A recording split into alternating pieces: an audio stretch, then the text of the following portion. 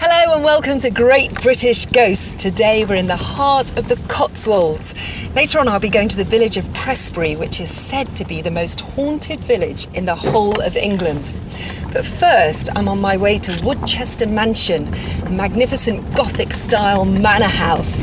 It's not an easy place to find, and let me tell you, even this driveway has an eerie, haunted feel about it.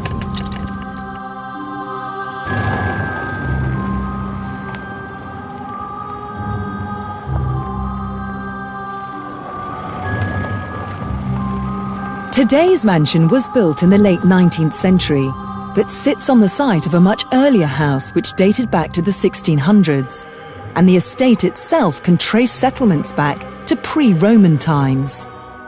But perhaps the most intriguing thing about Woodchester Mansion is that it was never actually finished. The Freemason who built it, William Lee, ran out of money before it could be completed, and it stayed pretty much in the same condition for the last 150 years.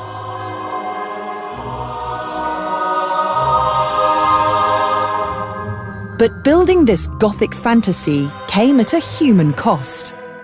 There were 7 deaths, 6 bad accidents, and even a murder while it was being constructed. And some say that the mansion is cursed.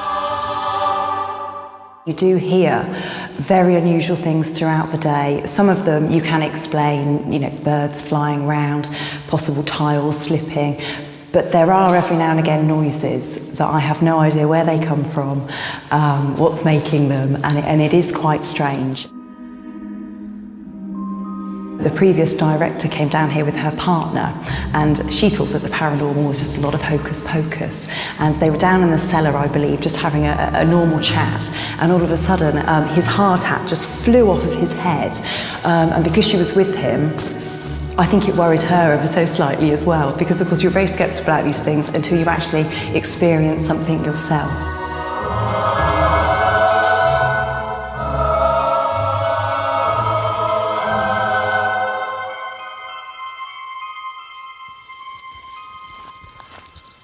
Local historian and paranormal investigator Chris Howley has spent years investigating the ghosts at Woodchester Mansion, and he agreed to show me around. Hi Michaela. Hi Chris, nice how are you? Welcome to Woodchester Mansion. Well, this certainly looks like an eerie part of the house. The whole building is quite eerie. This is one of the hot spots that we're walking into now. This is where we believe we've got a resident poltergeist, one of these spirits that are renowned for throwing things around. So it's quite an interesting part of the building. And have you witnessed that yourself? I have, yes. It was a group of 4 of us. We were coming in from this corridor, the one you've just walked up one night. And as we approached the turning down to the chapel, a stone came out and landed at our feet. So nobody in the corridor. I mean, we looked straight down there. There's somebody messing around, but there was nobody down there at all. And was it coming at you sideways? It just came out of the corridor, about this high off the ground, landed at our feet. No explanation for it. Jeez, it's not as if a bat or a bird could have dislodged it. Well, no, I mean, that's one of the theories. It's an old building. People say if you've got a stone throw, surely it's masonry falling. But that night, definitely not. No explanation. I was completely sceptical 7 years ago of anything paranormal. This building has changed my views. I'm still sceptical of the general things that people jump at and instantly assume as a ghost. But with this building, I've had experiences that I have no rational explanation for. This leads down to our mortuary. Oh my goodness, well if ghosts are going to hang out anywhere, it's going to be in a mortuary, isn't it? Just through here.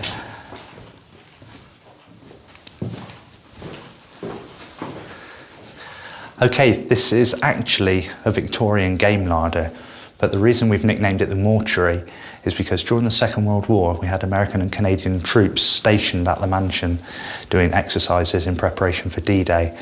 Unfortunately, there was an accident down at the lakes where one of the pontoon bridges collapsed, killing several of the troops. Their bodies were stored in this room prior to being shipped back to America. So we think some of the ghostly apparitions of American servicemen within the building stem from this room.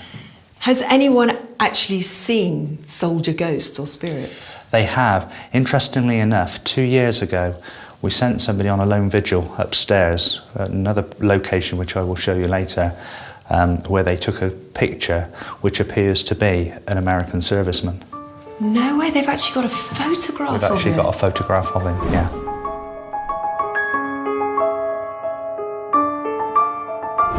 I was there the night that photograph was taken. Sceptically, I examined the camera to check the DSCO references of each picture, and the picture hadn't been added to the memory card prior to the time that the person went up there. So we've since had that verified by universities, and I'm convinced that we have genuinely got a photo of an airman from previous time.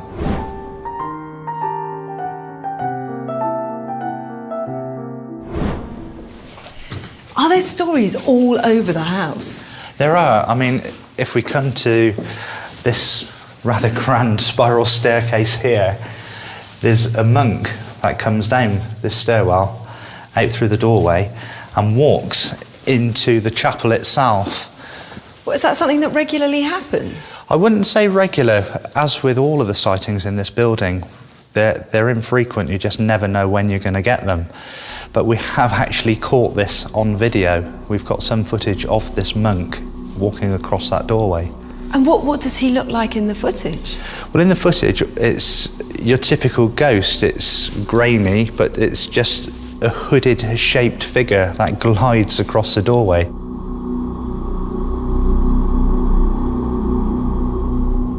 What do you think it actually was? We tried to disprove the hooded figure because the only thing we could come up with that would cause that sort of anomaly on camera would be a light form, whether that be torchlight or car headlights set in the car park.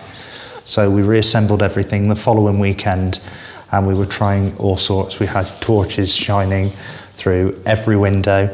We had cars turning around in the car park, trying to shine light into the area in as many different ways as we could, but none of them come close to even barely recreating anything on camera. We had a caretaker, Mr. Fry, who lived here for 17 years. He had lots of stories to tell, but the one that always stuck with me was that he'd been, obviously still is in a long-term relationship, and his partner would stay over here on the odd occasion, but she would not move in with him. And one of the stories that she told me that really sent shivers down my spine was when she was lying in bed one night, and because you're in the middle of nowhere, it's pitch black, but the moon was out. And she said she was laying in bed and she just saw a black kind of ghost move through the window and across the ceiling. I mean, it petrified her so much, she said she couldn't even get out of bed. And so that, I think, for me, was probably the scariest thing I've actually heard from somebody that's, you know, that has slept here.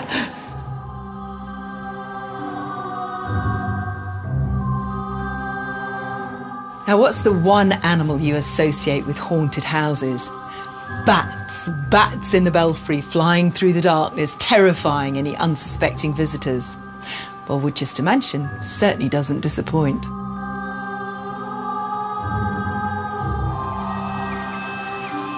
We've got all 4 species of bat which reside in the mansion. They are protected species, so they have been cordoned off from the rest of the building, but we have currently around 750 bats in residence.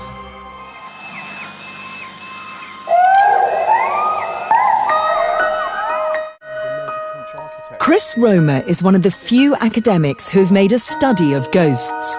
He believes that there is something going on at Woodchester Mansion.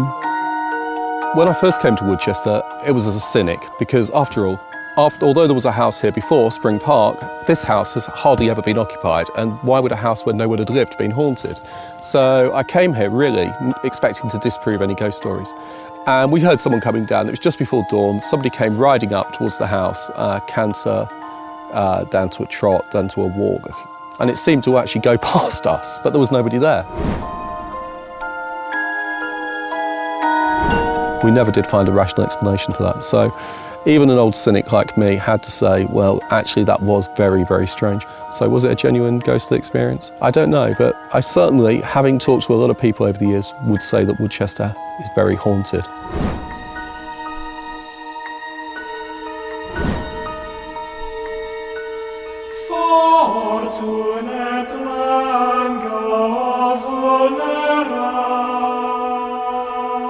Okay, this is the area where we believe the ghost of the builder comes from. It's reported that one of the builders fell to their death. As you can see, we're quite high up, so it's quite a nasty drop down there. So quite a traumatic sort of death for somebody, and we do believe that a lot of the ghostly sightings do come from trauma. And this is the area. I personally think that you need to consider the house has been stood for 150 years unoccupied. So there's no soul to the building. There's never been any life in the building. So whether that's the reason the spirits congregate trying to bring life back into this stone shell, I don't know.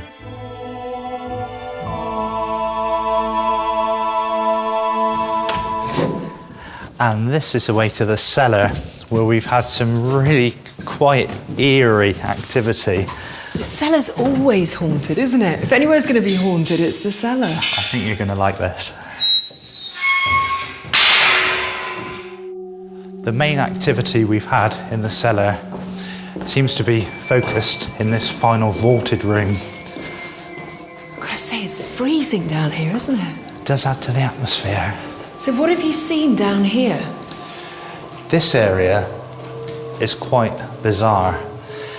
It seems that we have what we like to call an elemental, which isn't a ghost of a person or something that's lived. It seems to be a form of energy that feeds on people's fears. Now this can manifest itself in many ways, but predominantly down here, it seems to just fill the room with this complete blackness where you can't even see your hand in front of your face. So what does this energy form look like? When the energy actually materialises into something visual, people have described seeing a golem type character from Lord of the Rings hunched over on all fours and even feeling the touching on the back of the legs. The most recent activity at the mansion was a few weeks ago when a paranormal group on an overnight investigation had a particularly quiet night. At the end of the evening, around 4 o'clock in the morning, we were all in the drawing room while the host for the night was summing up, saying, "Thank you all for coming. We've had a really quiet night." However, it was at this point that we heard footsteps coming up from the library, stiletto heels tattooing across the wooden floor towards the drawing room. I immediately ran out of the drawing room through one door, the host the other, and we ran round the corner and met each other. There was nobody there. Everybody was accounted for. Everybody was in the drawing room, apart from whatever made these footsteps. CJ, can you sum up what you think is going on here at Woodchester Mansion? It could be that there are the spirits of the dead. It could be that the horseman we heard was in fact a murdered 18th century aristocrat. There are two stories that explain a ghostly cause for a horseman. Or it could be, as I said before, that somehow the expectation of seeing a ghost causes imagination, causes all kinds of other things to cut in, or maybe even allows our own psychic powers to come out and haunt us. And I find that the scariest prospect of all. In many ways, Woodchester Mansion is a very beautiful building, but it's also a very disturbed one. Maybe it's the Gothic architecture, or the haunting stories, or perhaps it's just because it's been abandoned for over a century and a half, but it definitely has a bit of an eerie feel to it. And it's not surprising that this house is considered by some to be the most haunted house in Britain.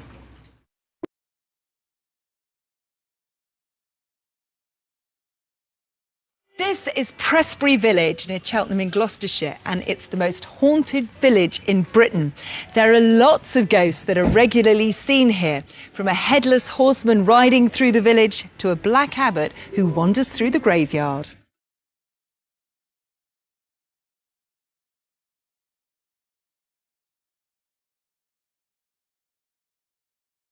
Here in Prestbury we have multitudes of ghosts. We've got a spinet player, we've got old Moses who's down on the corner over there, we've got the hanging man that's over there, we've got horses that come up and down here, there's a headless horseman, we have got, there's an old lady just round the corner that's seen collecting sticks along the street and then she just disappears. Another old lady around that corner that stares through people's windows and then she just disappears when you look up at her. I mean, that's just within 50 yards of where we're sat now.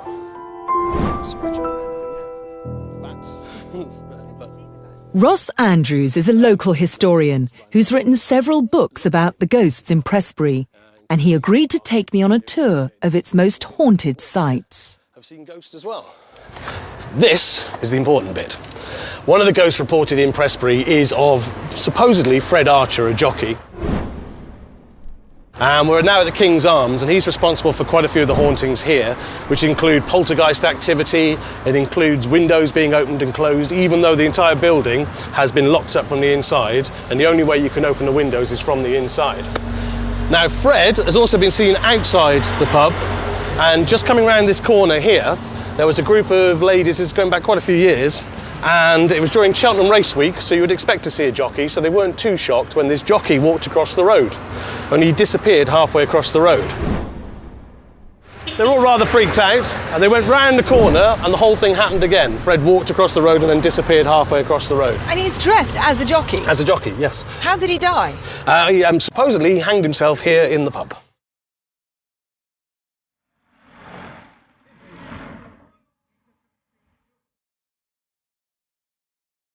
So Ross, Prestbury is said to be the most haunted village, is it? Well, there's a lot of places that will lay claim to the same thing, but Prestbury, in my research, I would say has more ghosts per square foot than any other village in the entire country. And that's how it's measured? I would say so, yes. Do you have any idea how many different ghosts you've seen? Well, when I've done the research, in the last 20 years, I would say you're looking at about 30 or more separate incidents, at least of separate ghosts, that is. Well, that's a lot of ghosts. Well, yeah, indeed. Well, and for a ghost hunter like myself, it's the perfect place to go to.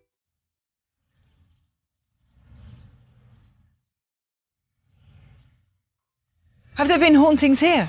Yes, and it's rare, actually. Most graveyards aren't actually haunted, whereas this one has possibly one of the world's most famous ghosts in it. Really? This one's called the Black Abbot, and he starts walking through the village, and he always starts off here. Ends up walking down to the high street, and as they walk along the high street, he ends up in a place called Reform Cottage. And that's apparently where all the monks were buried. The theory is you can see him at Christmas time, Easter time and All Saints' Day, supposed to wander through the village, but so many people have reported him all times of the year, in the middle of the day, middle of the night.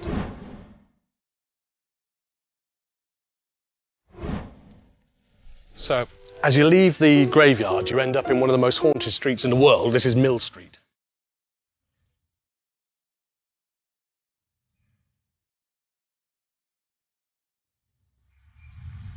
Right, well, this street here is notorious for hauntings, including the Plough Inn here, but my favourite ones are actually outside. We have a marching army that comes down here. It gets heard more than seen. I was going to say, no one surely has seen a whole marching army. Yeah, and in the fields behind here, they've seen an army marching across. Really? But they've heard it marching up and down this road. And one story is a man was walking his dog along here, which is a rare occurrence anyway, and the dog just wouldn't move as these soldiers were marching along, at which point they stopped marching and then the dog sort of ran off.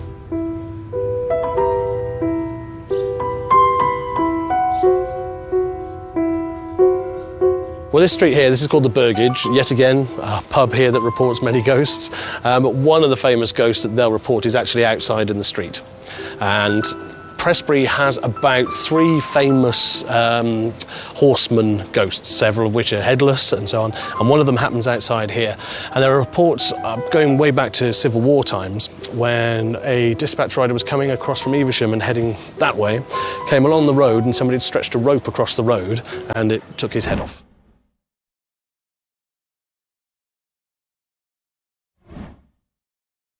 The local residents are proud that Prestbury is said to be the most haunted village in Britain, and many have their own ghostly tales to tell. But when I came home early one morning, I was coming down the high street, coming around the corner in my car, literally got 15 yards around the corner, and there's a black solid monk-like figure stood in my lane, not moving, not flinching. So didn't know what it was, basically drove round it, headed off. I don't know where it went.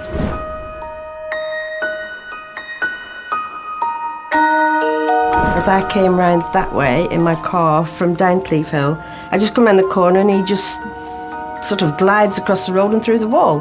I thought, oh, happy, that's nice. But you're not frightened. No, you just think, None of them frighten us. I don't think No. anybody's frightened of any of the experiences they've had in the village. Nobody sort of goes around quaking or anything. It's just part of village life, really.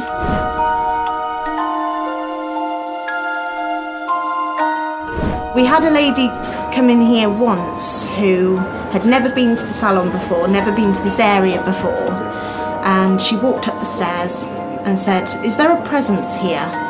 She said, I can feel something, and I believe his name is George.